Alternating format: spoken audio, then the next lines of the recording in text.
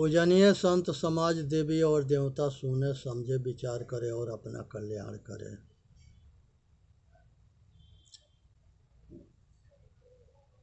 इस संसार के अंदर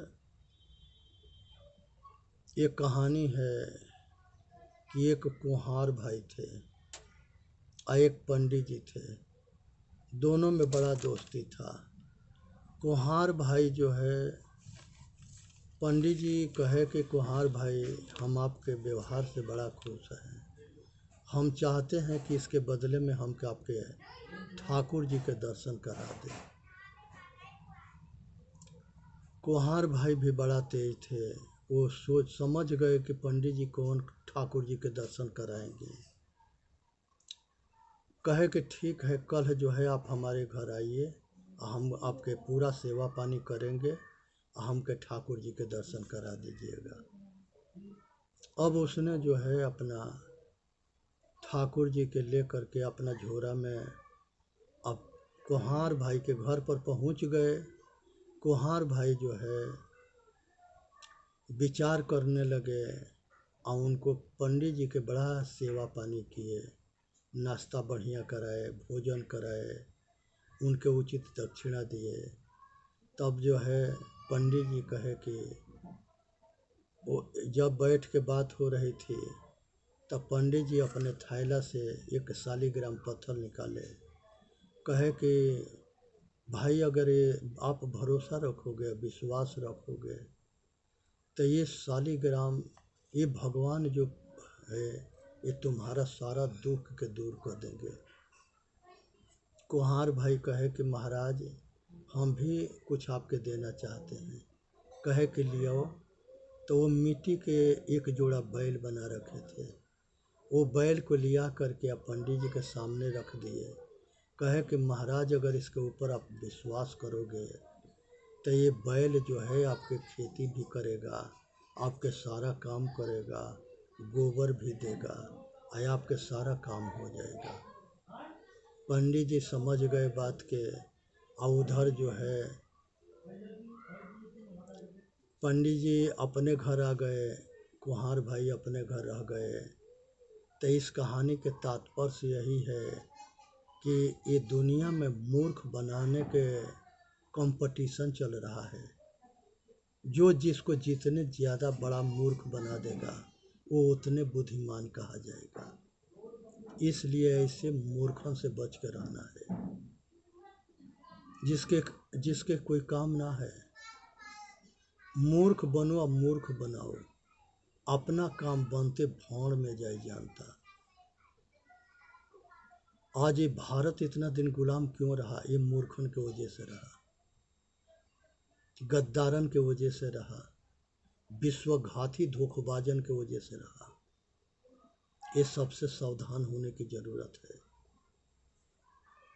एक विद्वान कहा था, आगे समय वो आएगा कि मनुष्य के मुट्ठी में पूरा संसार होगा। आज मनुष्य के हाथ में ये मोबाइल जो है, ये संसार उसके मुट्ठी में है। संसार में कुछ भी जानना चाहे, इसके यूट्यूब पर जा कर के या बोल दे, वो चीज़ को जान जाएगा। अगर आज के समय में भारत के कल्याण ना हुआ, ये अंधकार के अंत ना हुआ, तो आगे भविष्य में कभी ना होगा। इसलिए उठो, जागो और अपना कल्याण करो और समाज के कल्याण करो।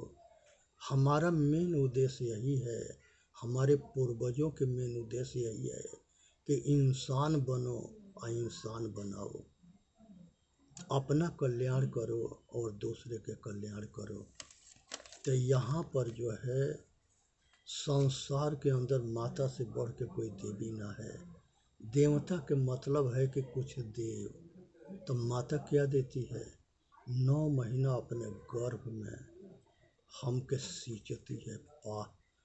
हमारे शरीर के उसके गर्भ में रचना होता है और एक दिन पैदा करके हमको पालन पोषण करती है। माता ही एक ऐसी देवी है जो अपने पुत्र के कल्याण के लिए संसार के सारे सीमा को पार करती है। दूसरा देवता पिता होता है। पिता भी संसार में जो है ये पालन पोषण करता है, मेहनत करके कमाता है और अपना खून पसीना के कमाई से अपने बच्चे के परवरिश करता है। ये माता पिता दोनों मिल करके आज 10 बच्चों के परवरिश कर देंगे और वो 10 मिल करके और माता पिता के परवरिश करने में असमर्थ हो जाते हैं। दादा हुंसी लग जाती है, वो करेगा वो करेगा वो करेगा। लेकिन अगर माता पिता के जो प्रॉपर्टी है उसमें सबको चाहिए, लेकिन सेवा सबको नहीं चाहिए। माता पिता के सेवा करने से क्या मिलता है? माता पिता के सेवा करने से दुआ मिलता है। संसार के अंदर सबसे बड़ी शक्ति के नाम है दुआ, जिसको महादेवी के नाम से जाना जाता है। अगर जिसको दुआ मिल जाता है वो सुखी रूपी फल को खाता है, और जिसको बद्दुआ मिल जाता है वो दुख रूपी फल को खाता है। और विचार करना श्रोतागण कि आप दुख रूपी फल चाहिए कि सुख रूपी फल चाहिए, विचार करना। और सुख रूपी फल चाहिए तो अपने पूर्वज के सेवा करना, आशीर्वाद लेना, दुआ लेना। और अगर दुख चाहिए, संसार में कोई दुख ना चाहता है, सब सुख चाहते हैं। फिर दुख क्यों होता है? दुख ना होने के कारण है कि हमसे गलत कर्म होता है, और गलत कर्म के परिणाम में हमके दुख ही भोगना है। माता पिता के सेवा ना करना, अपने दादा दादी के सेवा ना करना, अपने नाना नानी के सेवा ना करना, अपने पूर्वजों के सेवा ना करना, अपने मर्यादा के पालन ना करना, अपना कर्तव्य के पालन ना करना, अपने धर्म के ना समझना, और अपने जो है अनुशासन देश के महान बना देता है। अनुशासनहीनता देश के पतन कर देता है। तो आज ज़रूरत है कि हम अनुशासन के पालन करते हुए हम अपने परिवार के पालन करें। परिवार के सारे सदस्य देवी देवता है, रिश्तेदार जो है वो सब देवी देवता है, समाज है वो सब देवी देवता है। जो अपना कल्याण करता है, समाज के कल्याण करता है। यहाँ देवी देवता पागल खोजते हैं, अज्ञानी जिंदा देवता के सेवा करके अपना लोक परलोक बनाते हैं। मूर्ख या ज्ञानी मुर्दा के पीछे पागल हो करके आया अपना लोक परलोक खराब करके आया अपना नरक में जाते हैं। अब बताओ भाई श्रोतागण कि आपके जो है स्वर्ग चाहिए कि नरक चाहिए? अगर स्वर्ग चाहिए तो पुण्य कर्म करना सीखो, दान करना सीखो, संसार के भूखा के भोजन करा देना, प्यासा के पानी पिला देना, गरीब के निवस्त्र को वस्त्र दे देना। ये सब जो है हवन है, योग है। बाहर अन्न धन के फूंक देना, घी के सामग्री के फूंकना, ये हवन ना है, ये पाखंड है। ये पाखंड से ऊपर उठो। किसी के घी खाने के ना मिलता है, और एक पागल जो है आग में हजारों किलो जला देता है।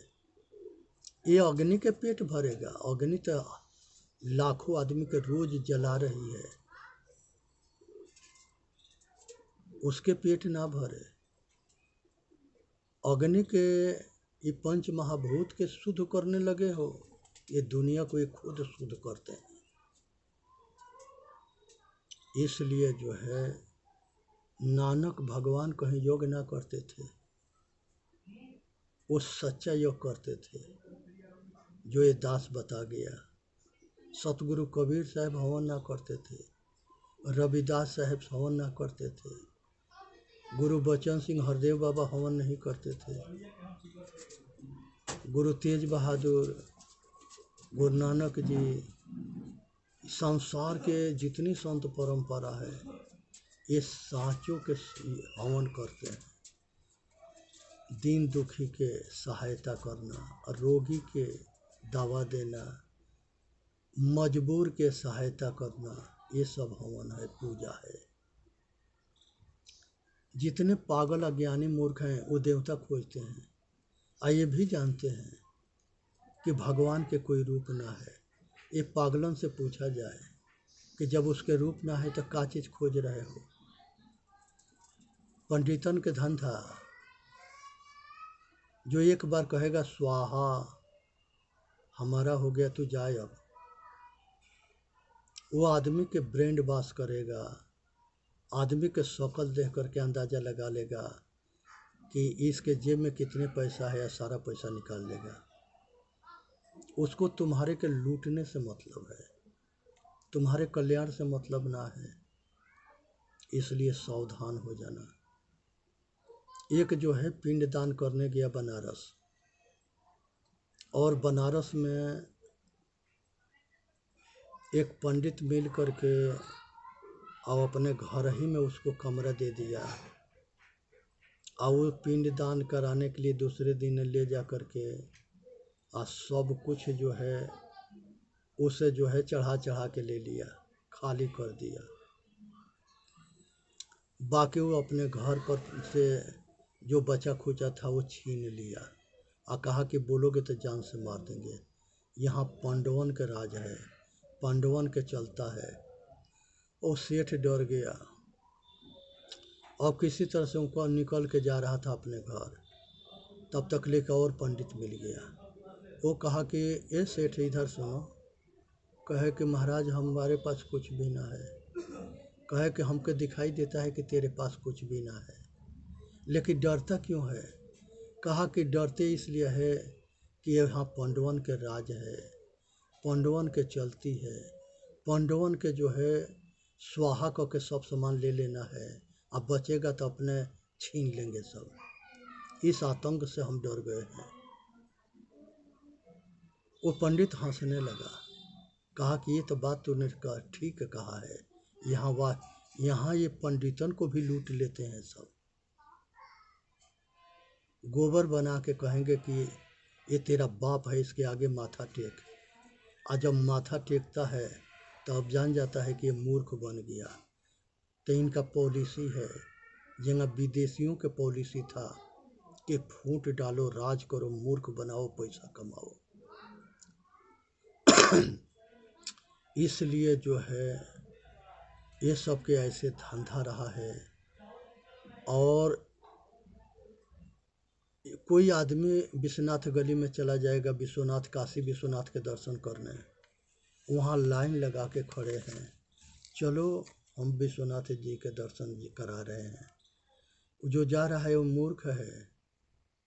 आज मोदी जी के देन है कि ये धंधाबाजन के धंधा में कुछ परिवर्तन हुआ है, नहीं तो बहुत लोग लूटे गए।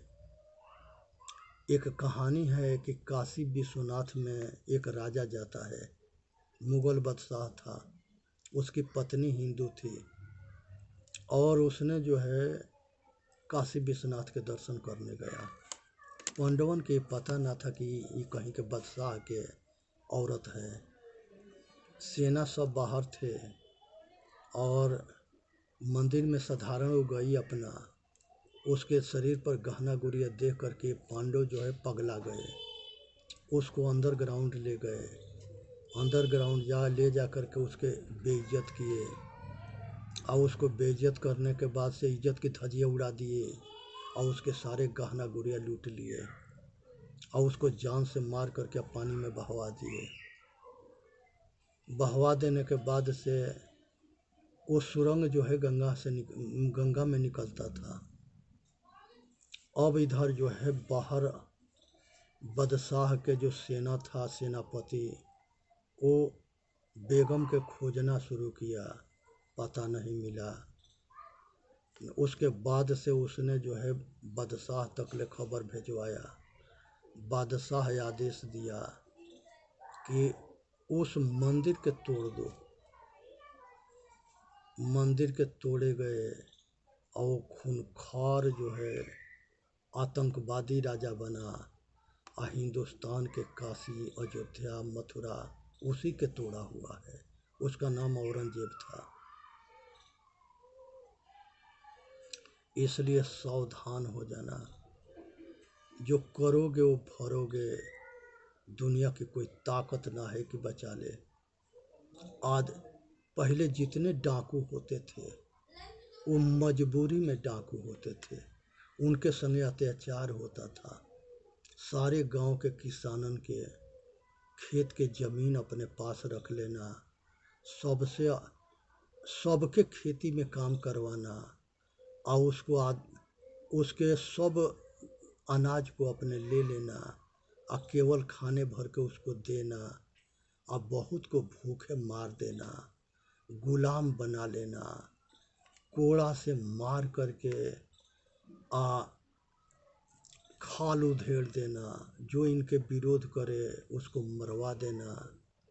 ये नवाब शाही नवाबों के था और जिम्मेदारों के जिम्मेदारी थी, जिसमें घोर अत्याचार और पाप होता था। ये आदमी को आदमी ना समझते थे, माता के माता नहीं समझते थे, बहन के बहन ना समझते थे, बेटी के बेटी ना समझते थे। और ये मुगल जितने थे और अंग्रेज जितने थे, ये एक ही सिक्का के दो पहलू था। ये दोनों जो है गुंडन के बदमाशन के नवाब और जिम्मेदार बना दिए। आइए अत्याचार जितने खून पीते थे, मार पीट के लूट करके आइए मुगलों के अंग्रेजन के घर भरते थे और बाकी अपना कोष में जमा करते थे और घोर पाप करते थे। ये पाप के बगावत करने के किसी के समर्थ नहीं था। इसलिए ये भारत गुलाम था। आज उस वही पाप है जिसके वजह से भारत के पतन हुआ। और अगर अभी फिर पाप वही होगा तो आगे फिर पतन हो जाएगा। दुनिया की कोई ताकत ना है कि बचा ले। चित्तौड़गढ़ में एक माता पद्मावती के समय में जौहर हुआ, रतन सिंह जी महाराज के समय में वो युद्ध में मारे गए और वो जौहर में 16,000 माता बहन बेटी सब जल करके मर गए। उस समय सारा जो है भगवान और देवी देवता बाल उखाड़ रहे थे, क्या कर रहे थे?